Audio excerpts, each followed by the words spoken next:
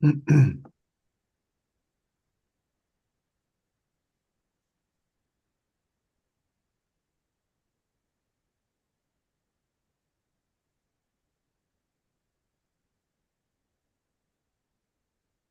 haven't even started. Just about to start.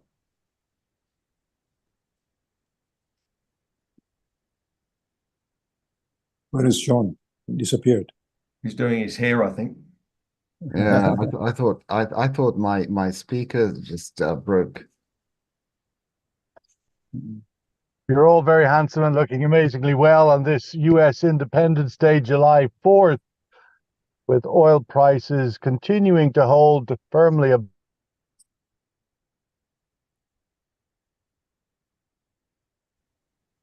We can't hear you, Sean.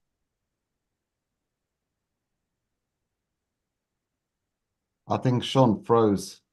Yeah. There's something problems. Of the high 80s. And will that continue? Let's go to Ali Al-Riyami, the former head of oil marketing at the Ministry of Energy in Oman. Ali, your thoughts now, a month since the OPEC Plus meeting, the outlook for the increases in supply in the fourth quarter and the second half in general. Do you think the market dynamics now are looking more favorable towards an increase in Q4 as OPEC Plus have planned? Good morning. Yeah, I think OPEC plan is working, and I think there are plans to start to increase from September. It is a good thing because we see the numbers now coming out slowly. That the demand in fourth quarter it's going to be has been expected to be higher, and that's why the OPEC Plus decision was to support that. But the fundamentals are still not really strong to support that idea, especially in China.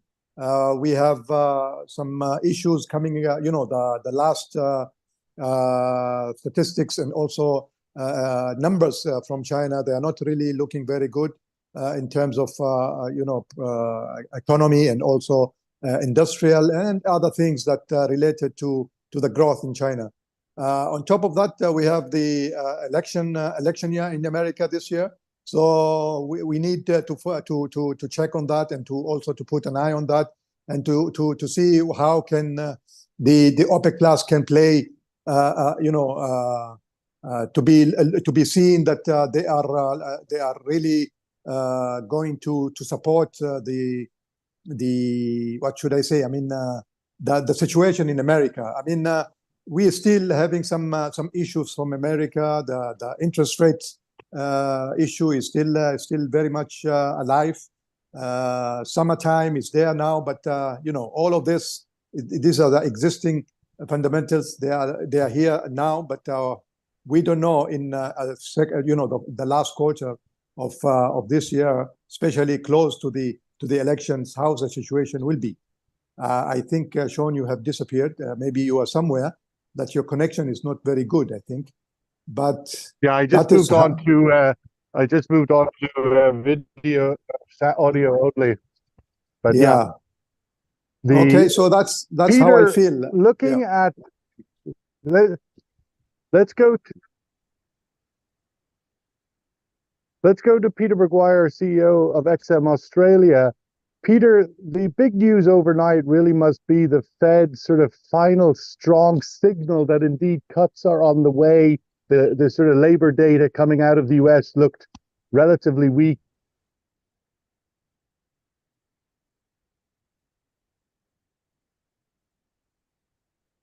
Yeah. I've missed a lot of that, Sean.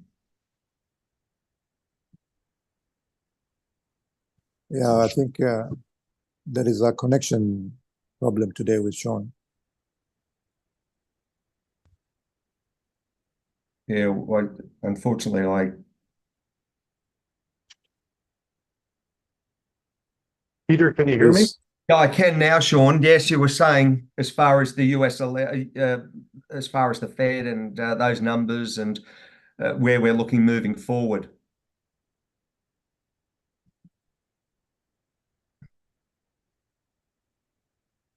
Will I roll with it? I'm going to assume yes. Labor data coming out of the US being quite weak. Yes, absolutely. Well, the data is weak, and that I think that's going to be a strong point as far as Fed Chair Powell. You've got about a 75% probability now baked in rate cut in September. And how many rate cuts will you see over the rest of the year? You've got a composition of around about 20 in a recent number I saw, or a graph I saw, with the 5 different probabilities from 21 investment banks and banks and financial institutions globally, starting from 0 to 25, 50, 75, and even 100 basis points. Everyone has an opinion, and the context of the view is very much, I think, 75% looking at that probability of a rate cut in September. You'll have election interference if you were looking to do something in October. You might see something in December if they're allowed to cut again, or November after the election. So it's going to be a tough one to see what they can do, or do they do something larger than what everyone's anticipating and look at 50 basis points. You've got softness as far as NFP. You've got PMIs as now starting to be, I'll notice the services under 50, Sean, they reported about 48 odd. So that softness in the market is going to be impacted. One still thinks that, you've got core inflation down, but you still can't get your mind away from the big uptick as far as gasoline prices, airfares, electricity, groceries are really impacting the consumer in the US. And then you've got a very, very strong US equities market, which we see earnings come out and start on the 12th of July, which I think everyone's strapping themselves in. Are we going to see a continuation of upside lift for this rest of this quarter, which I don't think we'll be surprised if we do. It's a fear of missing out rally. Adi Obsirovic, Director, Surrey Clean Energy, and a Senior Associate at the CSIS. Adi, what does the market fundamentals tell us here? We've had this very strong recovery over the last month since that big sell-off on the back of the OPEC Plus meeting in early June. We're now firmly $10+ above those lows. What's supporting that? Is this a breakout moment where oil can move higher on fundamentals, the third quarter, highest level of demand in US travel season, especially today, right? We're in that infamous US holiday driving season. Your thoughts on the fundamentals supporting this rally from the lows after the OPEC meeting? Sean, morning. Seems to me that the sort of the funds who are primarily running the flat price in oil have probably forgotten about the sort of third quarter being traditionally fairly strong, and they just acted on the OPEC news, which at the time were reasonably bearish. When I was here talking to you, about 3 weeks ago, I said by the end of the year we will see $90 a barrel. We're not far away. There's a number of factors at play. First of all, you asked me about fundamentals, and I will talk about it, but geopolitics are not very bearish. We've got Israel situation, probably another war in the Middle East with Bibi trying to keep himself out of jail by starting new wars, and probably having another one in Lebanon. We have also the weather conditions, which are very, very favorable towards creation of more and stronger hurricanes in the Atlantic, which could be extremely disruptive for the oil industry. Now, back to the fundamentals, we've got very high runs in the United States, unusually high runs. The sweet complex was very weak for a period of time, fundamentally weak. Nigerian barrels were struggling to move, but with higher runs, obviously that's not necessarily a solution for the market, but with the higher runs in the United States, we've seen less exports coming out of the US. So interestingly enough, for example, year on year, US exports into Europe, primary markets for US WTI Midland, have been down almost 30%, some 27%. That's a huge number. So we've seen a lot of less oil coming in.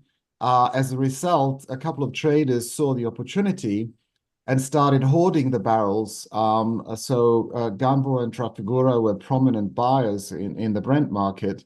Gunvor bought 25 cargoes, most of them about 20 cargoes of Midland WTI, which has really rocketed the backwardation and dated, and the whole front end of the curve went through the roof, and it's still very. Is that why the gap between Brent and WTI closed so dramatically?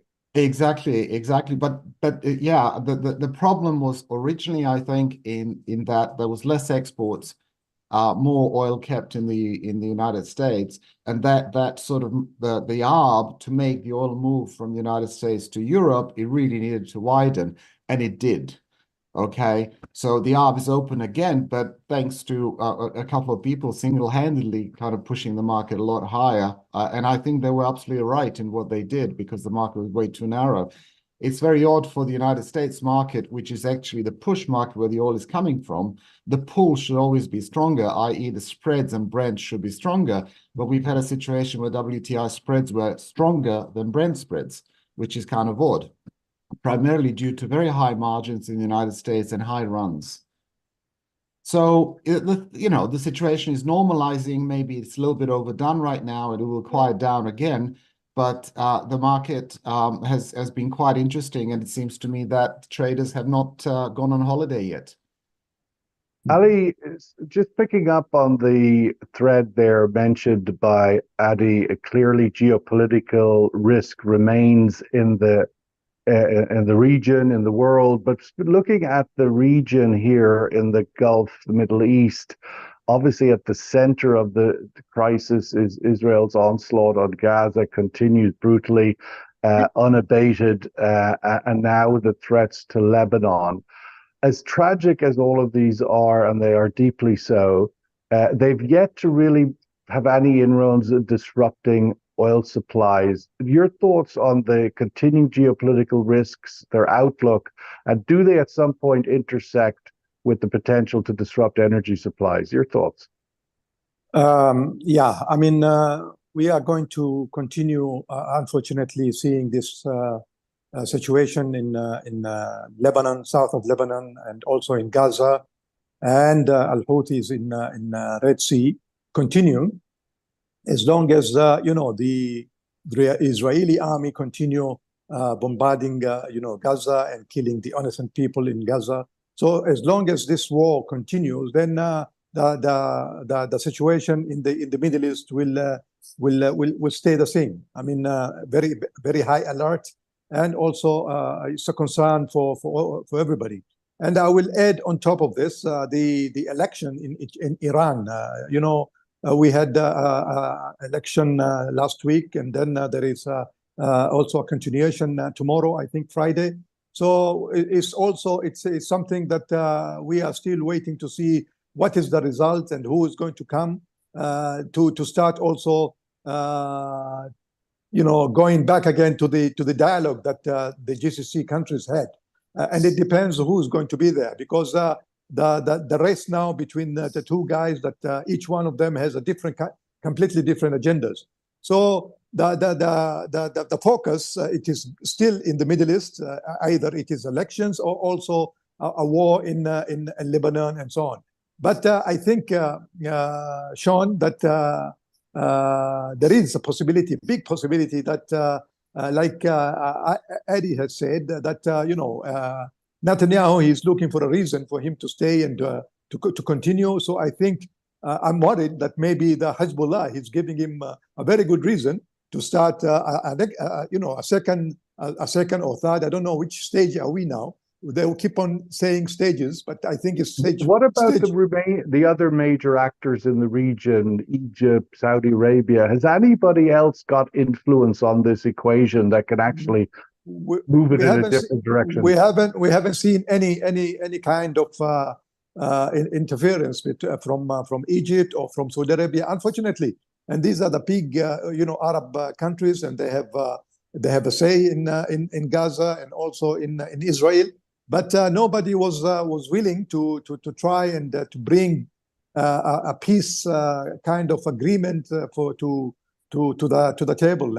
At the moment, we see only the Americans and also the Europeans trying to do something. But again, they are biased, and they will not really be supported by the Hamas.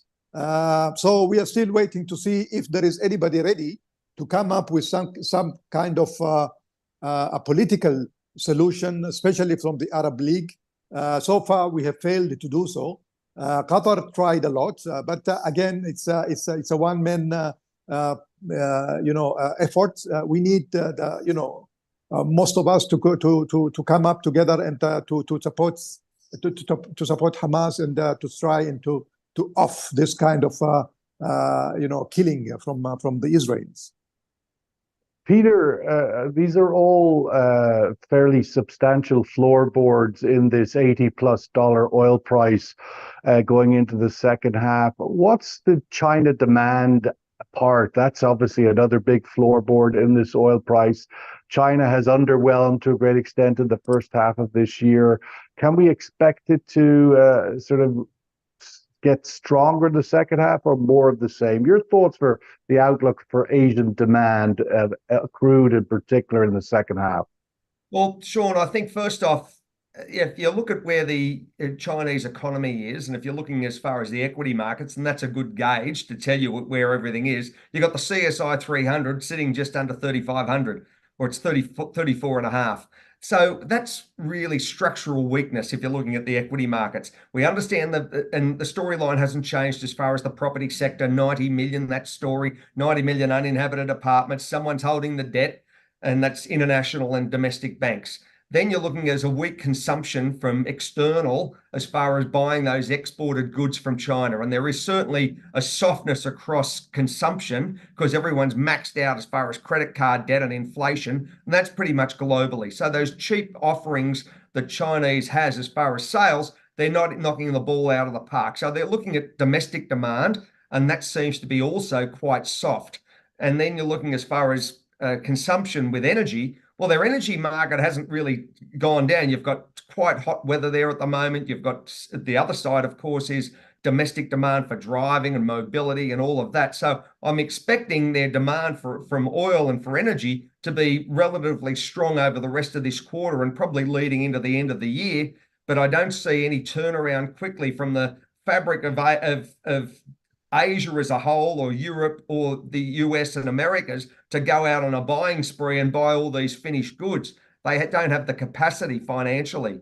And you're feeling that on the street. That's the sort of vibe that you pick up when you travel through. Everyone's first line is the cost of living and the impact that is, regardless of where you sit on the planet. Adi, looking at the other fundamentals that we saw this week and expected to see more of is the drawdown on inventories. A big number published earlier the week in the US. Your thoughts on the drawdown on inventories as being another major floorboard for the oil price getting to that $90 you mentioned? Yes, that was the original push for the oil price when the API and the other stats came out with, I think it was about $13 million draw, including actually on top of which there was gasoline and diesel as well draws.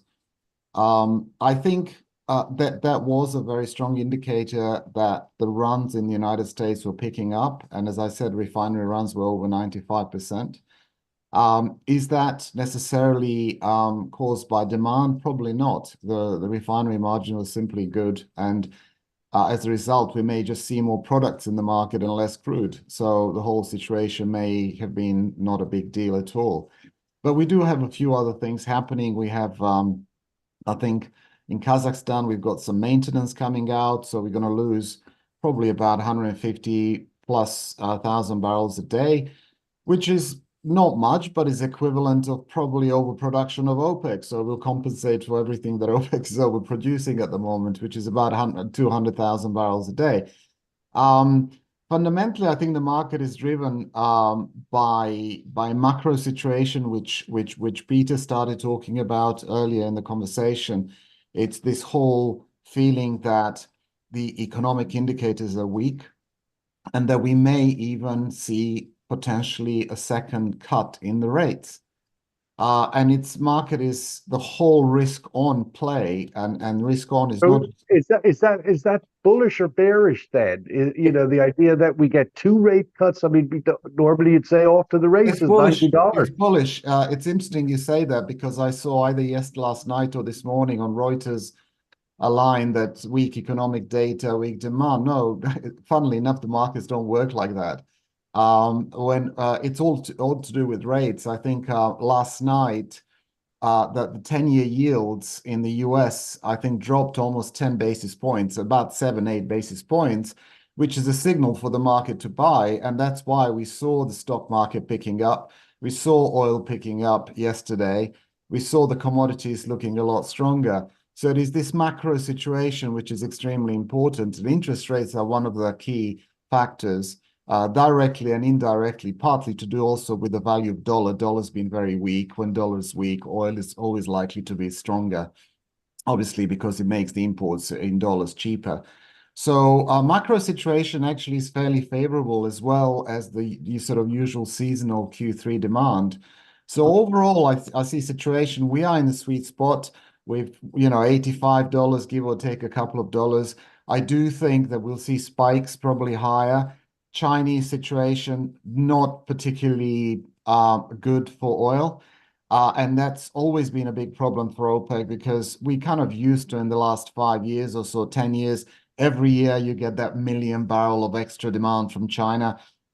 Xi Jinping, and we mentioned him earlier on, he realizes that China security is very, very important. They can't afford to buy more and more oil every year. So what we are seeing now is also gradual decoupling of the Chinese economy from oil demand, from the economic growth. And I will see China has already put a lot of effort into producing their own oil and gas as well, which has actually picked up. And certainly their acceleration on renewables is only phenomenal, and the momentum there not stopping. Let's go to the survey question for this morning and get the views. It's sort of leading off the trend of my questions. Do market signals support OPEC Plus increasing output in Q4? If the sum of everything that has been said by Adi, Ali, and Peter, signaling, yes, go ahead, it's good to go, or no, the outlook for Q4, it just isn't there for more oil. Your thoughts? Do market signals support an OPEC Plus increase in the fourth quarter? Ali, I set this up for you really because a lot of our research is indicating that most of the 8 countries involved in these additional extra cuts are actually already producing at near capacity, bar 1 or 2 of the big ones, but most of the others, including Oman, already producing at capacity. Your thoughts on that, and actually the announcement to go ahead in the fourth quarter would not make a significant difference? It will, Sean, make a significant, change in the market.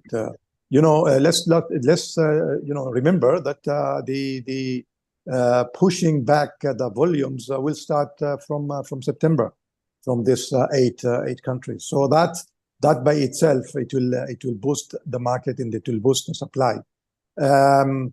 At the end of the day, I mean, we agree that it depends about how do we see the demand in Asia, especially in China.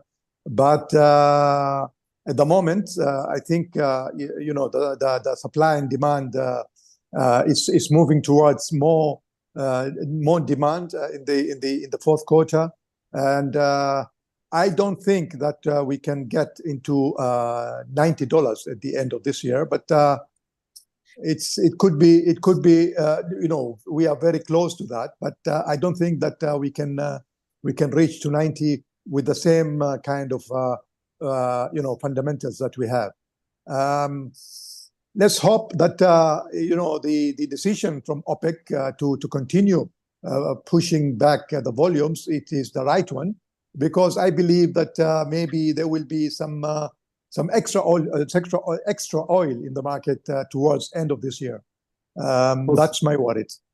Well, it certainly seems like the US are supporting OPEC pluses, whether by design or default, because they clearly very little increase in production this year for the US. So maybe that will help with the pathway to some increase coming out of OPEC plus. Peter, I wanted to get your thoughts. But let me just Start- let me just remind you that Iran, they are now getting into the maximum, to the maximum, yeah. So, and also Iraq and UAE, they are not complying fully with the cuts. I suppose that is ultimately my point. Most producers are already at maximum, bar one or two big ones. So the actual official increase in production will not in itself be that dramatic because most are already increasing. Of course, Saudi. That's what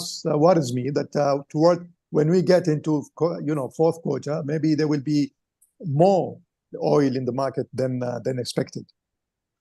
Peter, I wanted, before we finish up today, get your thoughts on all things Japan. Of course, a very big economy in Asia, and now with the yen going above 160. Is this just an endless rock dropping through water? At any point, does the yen reverse? What does it tell us about Japan's outlook, that they're sort of not intervening or they're failing in their interventions? Well, Sean, I remember the art of, the Japanese. They're going to play it very much like Sun Tzu. They're not going to give you warning. They hit the market a couple of months ago with a 60 billion purchase of yen, which in turn, that's US dollars, which in turn created the yen to rocket down from 160 back to away at 154. You're nearly at 162 at the moment. From a trading perspective, I think the red lights are flashing to traders. This news can come at any time of any day. I really thought that they'd do something last Friday, being end of week, end of month, end of quarter, and end of first half, and for some countries, end of financial year. But that wasn't the case. So maybe they're going to do it on Independence Day, Sean. Who knows? So there's the site. So I think that they will intervene at some point in time. I think you'll see a 10 basis point rise to the upside as far as rates in July from the Bank of Japan. And you can't take your eye off the ball as far as Nikkei 225 crashed through 40,000. It's still around that 38, 39 sort of handle at the moment. And there's still plenty of upside, I think, in the Japanese stock market in the short term over this summer. So maybe it's on the back of NASDAQ. It's going to ride higher. And, is the real worry the yen, or is the real worry the price of this stock market? Looking at the Japanese equities as some kind of bellwether to the wider health of the macro picture, what does it tell us about Japan? All of its exports are dirt cheap, so they're going to make lots of profit? Or is the yen a safe haven because the dollar is looking toxic now that there's so much debt in the US? What does these 40,000 on the Nikkei tell us about the wider macro?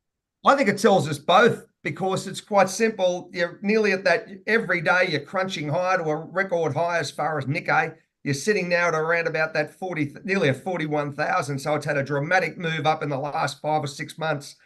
As far as the price of the yen, look, it all impacts as far as exports. It's going to make it cheaper. So in turn, that really they're competing against the basket of Asia for finished goods. We understand that they're a technocrat style of country similar to Germany, in the sense that their finished goods are world class, if not the class that everyone wants to get to. So you can't argue with their finished product.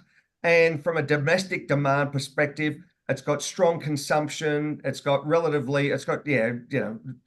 flatlining or declining population growth.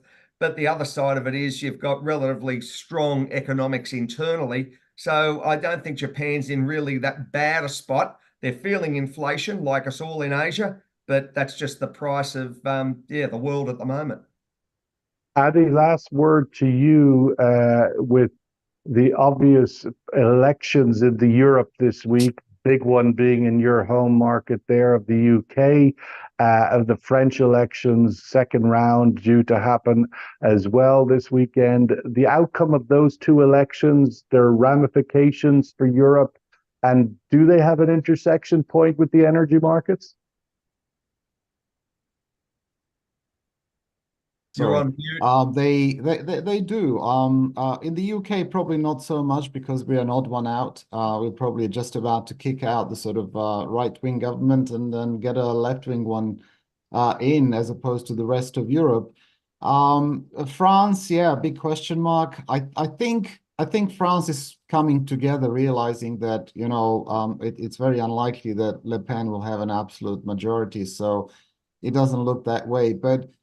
Yeah, it makes Europe more unstable. With Europe being more unstable, with Putin and a war in Europe going on and raging, is certainly opening sort of a can of worms with a lot of unexpected consequences.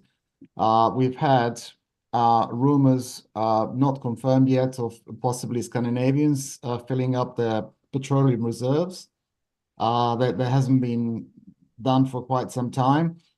So the geopolitical situation in Europe is not great at the moment at all.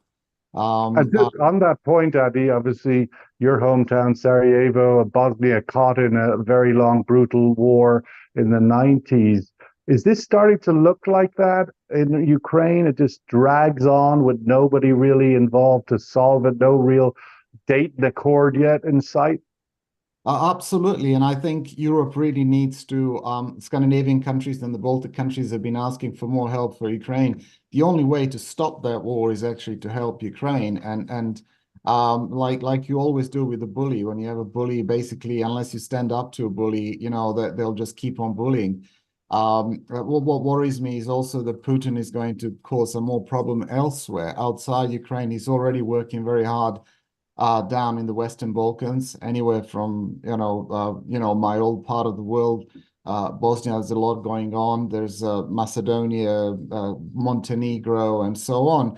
And Putin's been very active there. So just watch this space. But security situation in Europe is not that great. Well, a lot of geopolitical risk there everywhere, but we're not necessarily seeing it inflate that oil price again, but maybe a little bit along with the other floorboards we mentioned. Fed signaling now likelihood of one, maybe two cuts this year. The U.S. Dynamics, the geopolitical risk, the hurricanes and typhoons in threatening China now. A lot of floorboards for $85+ oil. Hard to see a bearish outlook yet, but the fourth quarter horizon might bring one. Peter McGuire, CEO of XM Australia, great to have you. Ali Al-Riyami in Oman, wonderful to have you. And Adi Imsirovic, Director of Surrey Clean Energy in the UK. This is our last episode together as we wind down this season for the summer break. Thank you, guys. You're always awesome. Three of you together, best in class. Really great. Thank you. Have a great summer. We'll see you all in September. All the best. Thank you very much. Enjoy. Thank you very much. All the best. Thank you, Ali. Bye, Adi. And enjoy your holidays, everybody. Thank you very much. Thank you.